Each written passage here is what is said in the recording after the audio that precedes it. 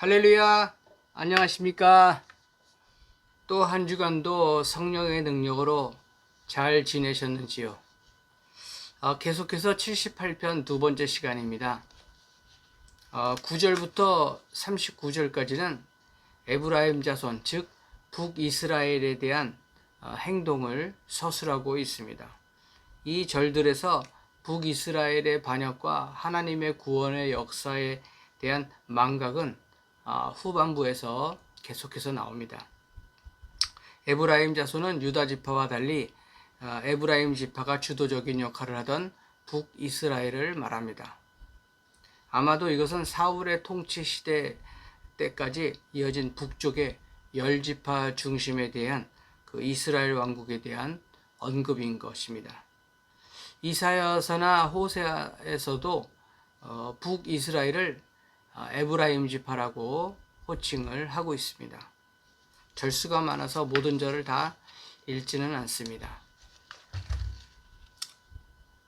10절에서 16절은 하나님의 구원을 잊고 반역한 에브라임을 보여줍니다.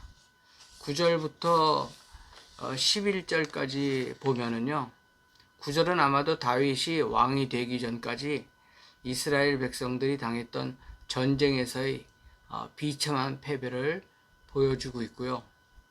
결론적으로 9절은 북이스라엘이 잘 훈련되고 무장된 군사들을 갖추었지만 하나님의 구원 역사를 잊어버리고 하나님의 말씀을 지키지 않았기 때문에 외적과의 전쟁에서 패배하는 하나님의 심판을 받은 걸로 우리는 볼 수 있습니다. 이 사건들은 블레셋에게 패하고 법궤를 빼앗긴 사건이나 아니면 사울과 그의 아들들이 죽은 사건을 가리키기도 합니다. 12절부터 13절은 읽겠습니다. 옛적에 하나님이 애굽 땅 소환들에서 기이한 일을 그들의 조상들의 목전에서 행하셨으되 그가 바다를 갈라 물을 무더기같이 서게 하시고 그들을 지나가게 하셨으며 12절에서 16절은 북이스라엘이 잊어버려서는 안 되었던 여호와가 행하신 그분의 기사, 대표적인 예로서 출애굽 사건을 제시하고 있습니다. 12절은 그것을 애굽 땅 소환들에서 하나님께서 행하신 하나님의 놀라운 일이라고 말하고 있습니다.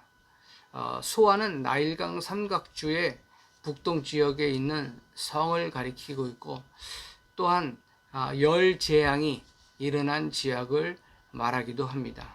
13절은 하나님께서 홍해를 가르신 기적을 생생하게 보여주고 있지요. 14절에서 16절은 그냥 설명하겠습니다. 14절에서 16절은 하나님께서 광야에서 이스라엘을 구름과 불기둥으로 인도하신 이야기를 하고 있습니다. 또한 반석에서 물을 내셔서 이스라엘 백성들이 목마른 것을 해소시킨 것이죠.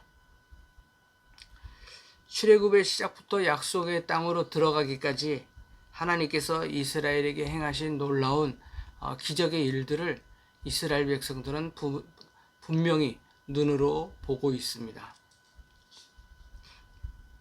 이제 나오는 것은 만나와 메추라기 사건에서 이스라엘의 반역과 그에 따른 하나님의 은혜를 보여주고 있습니다. 시인은 광야 생활에서 열조들이 보인 반역의 역사를 시적인 표현으로 고발하고 있지요. 17절, 18절, 17절만 읽겠습니다. 그들은 계속해서 하나님께 범죄하여 메마른 땅에서 지존자를 배반하였도다. 이스라엘이 계속하여 광야 기간 내내 하나님께 범죄하고 배반한 것을 말합니다. 18절부터 20절까지는 읽지 않겠습니다. 18절 이하는 그 예로부터 음식과 관련된 이스라엘에 대한 반역을 듭니다. 광야에서 살 때 반석에서 물을 내신 하나님을 믿지 못하고 또한 양식과 고기를 주시지 않는다고 하나님을 시험하고 원망하는 것이지요. 이러한 그들의 불신은 하나님이 광야에서 능히 식탁을 준비하시랴 능히 떡을 주시며 그 백성을 위하여 고기를 예비하시랴, 이렇게 시험하고 원망하고 있습니다. 이것은 광야에서 그들의 믿음을 시험하시려는 하나님께 대항해서 심중에 의도적으로 또 자신들의 탐욕대로 하나님의 능력을 시험하는 것이지요. 불신앙적인 것입니다. 한 번 말씀드렸죠. 하나님은 불신자들의 어떤 태도나 행태보다 신자들의 불신앙이 더 마음 아파하십니다. 20절은 출애굽기와 민수기에 나온 만나와 메추라기에 대한 이야기를 하고 있습니다. 21절부터 22절은 설명하겠습니다. 하나님은 이들의 끊없는 불신앙과 원망에 진노하시지만 그런데도 불구하고 하늘 문을 여셔서 만나를 주시고 또 메추라기를 충분히 공급해 주시는 내용이 나옵니다. 23절부터 25절까지 읽겠습니다. 그러나 그가 위의 궁창을 명령하시며 하늘 문을 여시고 그들에게 만나를 비같이 내려 먹이시며 하늘 양식을 그들에게 주셨나니 사람이 힘센 자의 떡을 먹었으며 그가 음식을 그들에게 충족히 주셨도다. 23, 24, 25는 만나 사건에 대한 묘사이고요. 26절부터 29절까지는 메추라기에 대한 사건입니다. 이 메추라기에 대한 사건인 26, 27, 28, 29는 읽지 않겠습니다. 만나가 하나님께서 하늘문을 열게 하시고 내려주신 것이었다면 메추라기는 동풍과 남풍을 불어서 메추라기를 이스라엘 진에게 몰아가게 하신 것이지요. 24절에서 또 하나님께서 만나를 비같이 내리셨다면 27에서 27절에서 나는 새라고 하는 것이 바로 메추라기입니다. 그것을 티끌과 바다 모래같이 주셨다고 말씀하고 있습니다.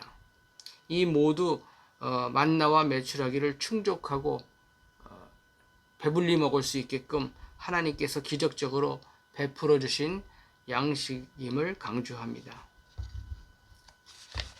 30절, 31절은 안 읽겠습니다. 하지만 하나님에 대한 신뢰와 감사도 없이 자신들의 탐욕에 몰두했던 이스라엘 중의 일부는 하나님의 진노를 받아 죽임을 당하고 맙니다. 31절에서 아무리 신체적으로 강한 살찐자와 청년이라도 하나님의 무서운 심판을 견딜 수 없음을 기억하고 있어야 합니다. 이제 32절부터 39절까지는 마지막 부분인데요. 광야 여전의 패턴으로 우리가 너무나도 잘 알고 있습니다. 범죄를 저지르고 하나님께서 징계를 하심으로 다시 이스라엘 백성들이 하나님께 부르짖고 그 다음에 용서를 받는 그러한 패턴이죠. 사사기에서 우리가 많이 봐왔습니다.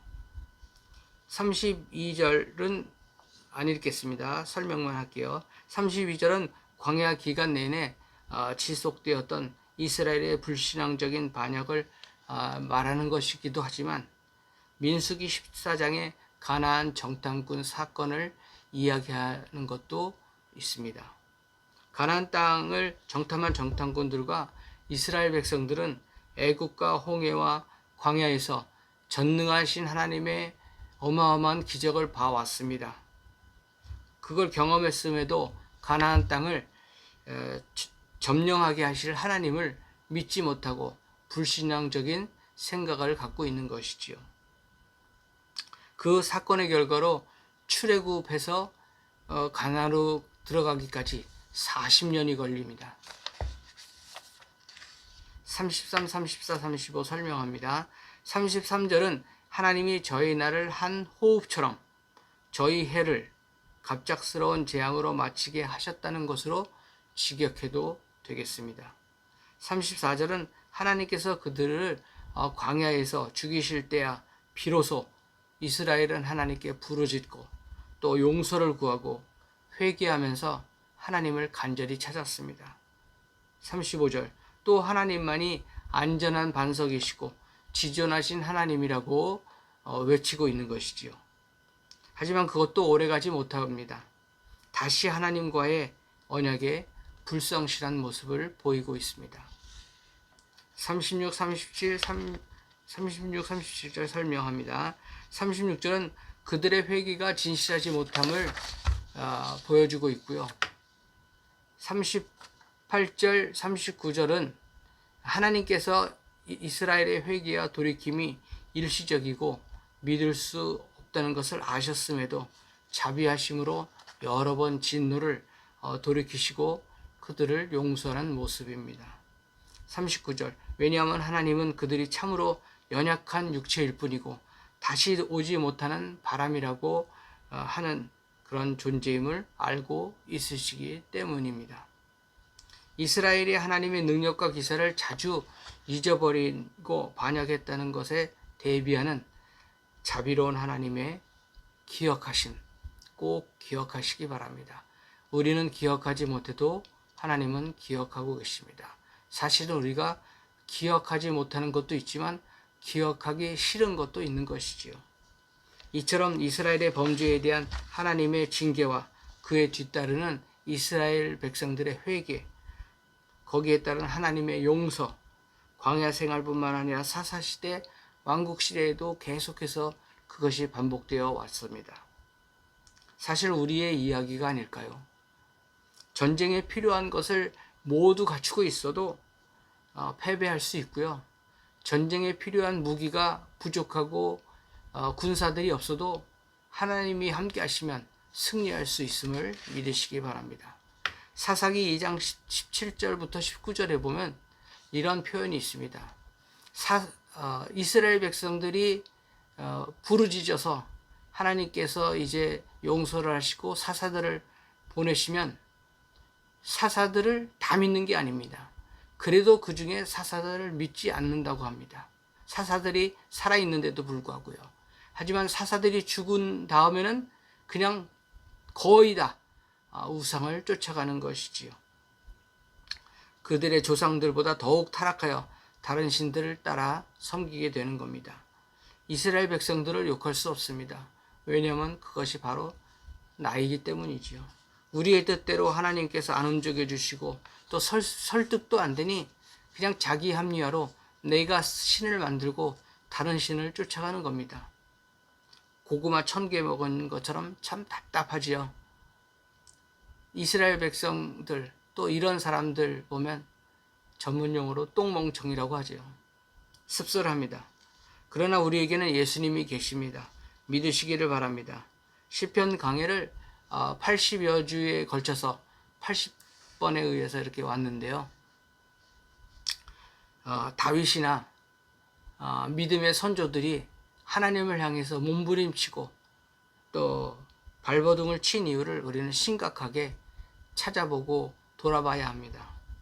앞으로도 고구마를 먹고 시원한 동치미를 이어서 먹는 내용이 있기는 하지만 이 시편을 마칠 때까지 이 다윗의 주로 쓰는 이 시편은 주로 이런 고난과 찬양 또한 범죄 이런 것이 계속해서 나옵니다. 기대하시기 바랍니다. 기도하겠습니다. 할렐루야. 사랑과 자비의 하나님 아버지 감사합니다. 우리는 이스라엘 백성과 다를 게 없습니다. 패역하고 불순종하는 우리를 보는 것 같습니다. 우리를 용서하여 주옵소서. 우리의 공로도 아니요 오직 예수의 공로로 우리가 살고 있습니다. 하나님의 언약과 예수의 공로만 기억하게 하옵소서. 주님의 보혈과 십자가의 공로만 기억하게 하옵소서. 이것을 듣는 모든 분에게 믿음의 가정 되게 하시고 섬기시는 교회들이 믿음의 교회 되게 하옵소서. 거룩하신 예수 그리스도 이름으로 기도드립니다. 아멘. 하나님을 위해 몸부림치시기 바랍니다. 샬롬.